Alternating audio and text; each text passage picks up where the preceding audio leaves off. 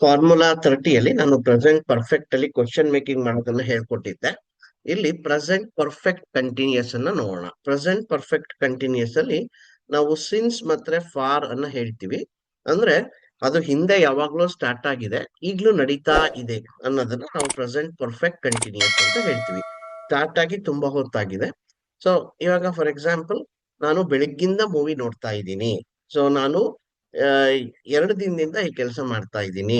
So ನಾನು 10 ವರ್ಷದಿಂದ ಈ ಪ್ಲೇಸಿಗೆ ಬರ್ತಾ ಇದ್ದೀನಿ ಅಂದ್ರೆ ಪ್ರತಿ ವರ್ಷ ಬರ್ತಾ ಇದ್ದೀನಿ ಅಂತ ಸ್ಟಾರ್ಟ್ ಆಗಿ 10 ವರ್ಷ ಆಯ್ತು. ಅಂತದನ್ನ ನಾವು ಪ್ರೆಸೆಂಟ್ ಪರ್ಫೆಕ್ಟ್ ಕಂಟಿನ್ಯೂಸ್ ಅಂತ ಹೇಳ್ತೀವಿ. ತುಂಬಾ ಸಿಂಪಲ್.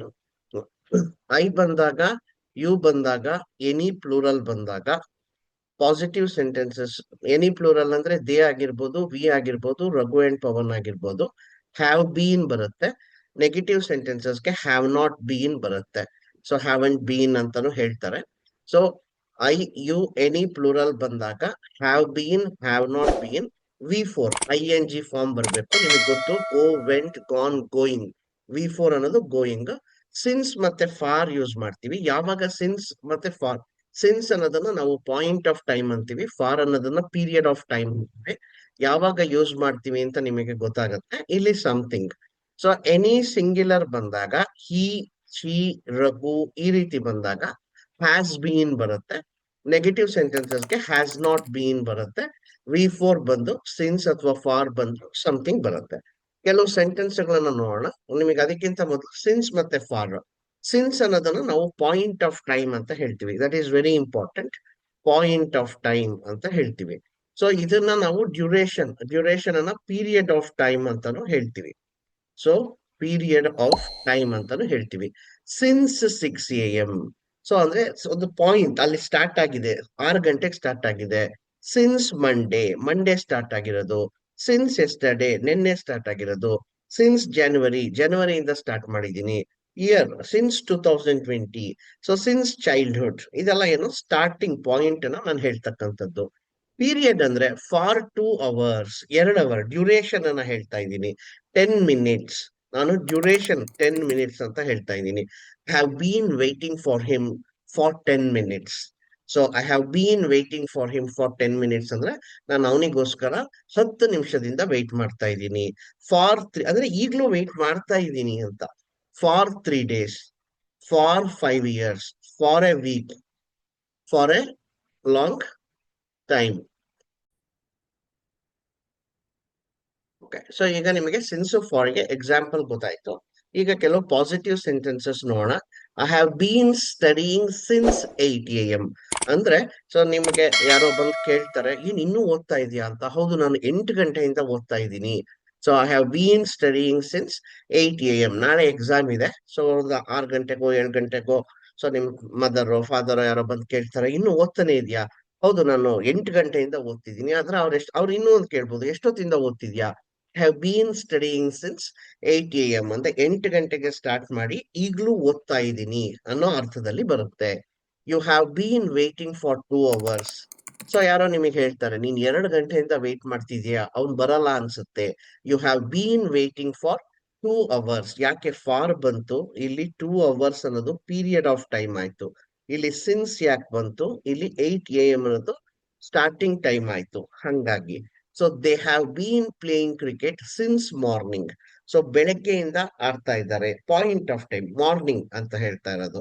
ಅದೇ ಏನಾದ್ರು ಡ್ಯೂರೇಷನ್ ಹೇಳ್ಬೇಕು ಅಂದ್ರೆ they have been playing cricket for 4 hours ಅಂತ ಹೇಳ್ತೀವಿ. We have been working for 5 hours. ನಾವು 5 ಗಂಟೆಯಿಂದ ಕೆಲಸ ಮಾಡ್ತಾನೆ ಇದೀವಿ. ಸೊ ಯಾರೋ ಬಂದು ಹೇಳ್ತಾರೆ, ಇನ್ನೂ ಮುಗಿಸಿಲ್ವಾ, ನಾವು 5 ಗಂಟೆಯಿಂದ ಕೆಲಸ ಮಾಡ್ತಾ ಇದೀವಿ ಆದ್ರೂ ಮುಗ್ದಿಲ್ಲ ಅನ್ನೋ ರೀತಿಯಲ್ಲಿ. Raghu and Pavan have been cleaning. ಯಾಕೆ ರಘು ಅಂಡ್ ಪವನ್ ಇಬ್ರು ವ್ಯಕ್ತಿಗಳಾದ್ರು, ಹಂಗಾಗಿ ಏನ್ ಬರ್ಬೇಕು? ಹ್ಯಾವ್ ಬೀನ್ ಬರ್ಬೇಕು. Cleaning the classroom for 1 hour. 1 hour ಇಂದ ಅವರು ಕ್ಲಾಸ್ ರೂಮ್ ಅನ್ನ ಕ್ಲೀನ್ ಮಾಡ್ತಾ ಇದ್ದಾರೆ. So he has been watching TV since 6 PM. So 6 ಗಂಟೆಯಿಂದ ಅವನು ಟಿವಿ ನೋಡ್ತಾನೆ ಇದ್ದಾನೆ. ಸೊ ನೀವು ನಿಮ್ಮ ಫಾದರ್ ಯಾರೋ ಬರ್ತಾರೆ ಮನೆಗೆ, ಬಂದಾಗ ನಿಮ್ಮಮ್ಮ ಕಂಪ್ಲೇಂಟ್ ಮಾಡೋದು, ಅವ್ನು ಟಿವಿ 6 ಗಂಟೆಯಿಂದ ನೋಡ್ತಾ ಇದ್ದಾನೆ. ಹಿ has been watching TV since 6 PM. He has bean cooking for 2 hours.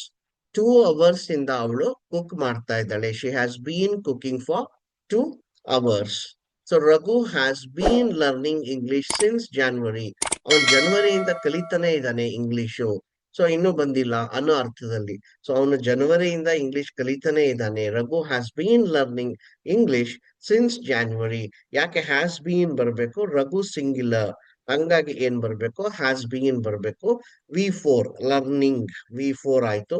ಇಲ್ಲೆಲ್ಲ ನೋಡಿದ್ರೆ ನೀವು studying, waiting, playing, working, cleaning, watching, cooking, learning, ಇವೆಲ್ಲ ವಿ4 forms of the verbs.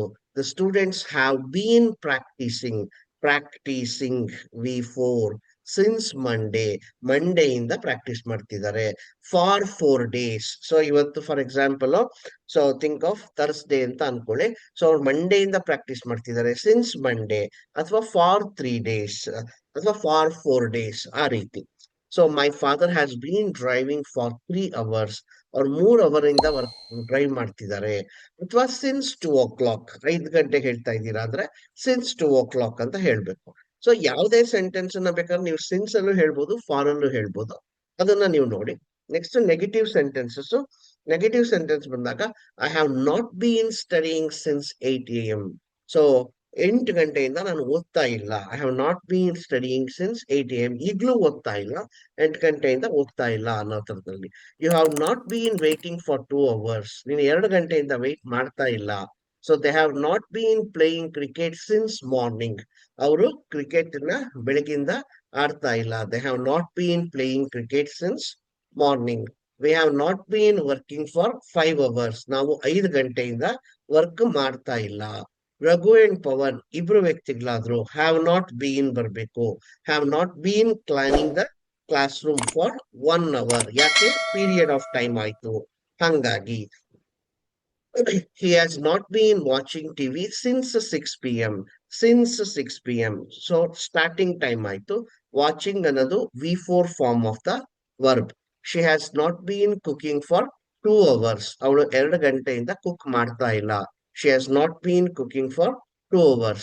Raghu has not been learning English since January. ಅವನು ಜನವರಿಯಿಂದ English ನ ಕಲಿತಾ ಇಲ್ಲ. Raghu has not been learning English since January. So the students have not been practicing since Monday. ಅವ್ರು ಮಂಡೆಯಿಂದ practice ಮಾಡ್ತಾನೆ ಇಲ್ಲ.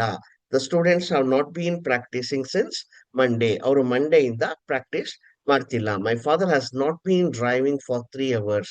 ಅವರು ಡ್ರೈವ್ 3 hours ಇಂದ ಮಾಡ್ತಾ ಇಲ್ಲ. ಇಲ್ಲಿ ನೆಗೆಟಿವ್ ಸೆಂಟೆನ್ಸಸ್ ಅಲ್ಲಿ ಹ್ಯಾವ್ ನಾಟ್ ಅಥವಾ ಹ್ಯಾಸ್ ನಾಟ್ ಬೀನ್ ಬರುತ್ತೆ. ಸೊ ಇಲ್ಲಿಗೆ ಪ್ರೆಸೆಂಟ್ ಪರ್ಫೆಕ್ಟ್ ಕಂಟಿನ್ಯೂಸ್ ಆಯ್ತು. ಇಲ್ಲಿ ತುಂಬಾ ಇಂಪಾರ್ಟೆಂಟ್ ಅಂದ್ರೆ ಸಿನ್ಸ್ ಮತ್ತೆ ಫಾರ್ ಯೂಸ್ ಮಾಡ್ತಕ್ಕಂಥದ್ದು. ಸಿನ್ಸ್ ಅನ್ನು ಯಾವಾಗ ಯೂಸ್ ಮಾಡ್ತೀವಿ, ಫಾರ್ ಯಾವಾಗ ಯೂಸ್ ಮಾಡ್ತೀವಿ ಅನ್ನೋ ಡಿಫ್ರೆನ್ಸ್ ಗೊತ್ತಿದ್ರೆ ಒಳ್ಳೇದು. ಸಿನ್ಸ್ ಅನ್ನೋದನ್ನ ಪಾಯಿಂಟ್ ಆಫ್ ಟೈಮ್ ಅಂತ ಹೇಳ್ತೀವಿ, ಫಾರ್ ಅನ್ನೋದನ್ನ ಪೀರಿಯಡ್ ಆಫ್ ಟೈಮ್ ಅಂತ ಹೇಳ್ತೀವಿ. Thank you.